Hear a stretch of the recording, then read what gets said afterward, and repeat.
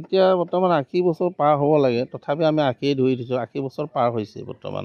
এতিয়া হাতীটো বৰ্তমান আমি জনাত মই এতিয়া 5 নম্বৰত আছোঁ। প্ৰথম আছিলে কালিয়াংগু আছিলে, ছেকেণ্ড আছিলে আপোনাৰ থুলে বৰা আছিলে, তাৰ নেক্সট আছিলে মনেশ্বৰ গগৈ পিছত আপোনাৰ নগেনিন্তি আহিলে, নগেনিন্তিৰ পিছত মই আহিলোঁ। এতিয়া আপোনাৰ নাই, তেখেতসকলে নাই বুলি ক'লেও 10 বছৰকৈ থাকি গৈছে।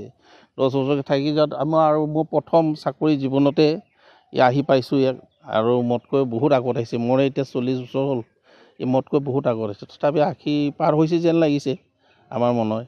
কেতিয়া অৱসৰ দিয়া হ'ল?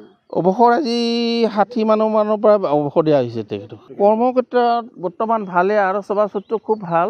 কাকো অসুবিধা নকৰে কোনো, বা চবে চলাব পাৰে, চবে আনিব পাৰে, কোনো অসুবিধা নাই।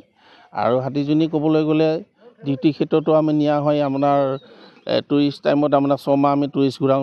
টুৰিষ্ট ঘূৰাই শেষ হ'লে আমি ভিতৰত যাওঁ। ভিতৰত গ'লে আপোনাৰ বানপানী হয়, বানপানী হোৱাত কিছুমান বা যাব নোৱাৰা জেগা আছে, সেইবিলাকত আমাৰ এম্বুলেঞ্চৰ লগৰ আমি মানুহ বেমাৰ হ'লে সেই হাতীৰে লৈ আহোঁ। সেই হাতীৰে আপোনাৰ আকৌ ৰিটাৰ্ণ থৈ আহোঁ। আৰু কিছুমান মানে যাব নোৱাৰে, সেইবিলাক জেগাত মানে জংঘল বহুত আছে, সেইবিলাকত আমি ডিউটি কৰা হয়। চোৰাং চিকাৰীৰ বিষয়লৈ লাগিছে, কিন্তু নলগা নহয়। বহুত কেইবাৰ তেনেকৈ বিচাৰি গৈছে, আৰু বহুত কেইবাৰ তেনেকৈ গুলীয়াগুলি হৈছে, তেনেকৈ বিচাৰি পুৰস্কাৰো পাইছে হাতীজনী।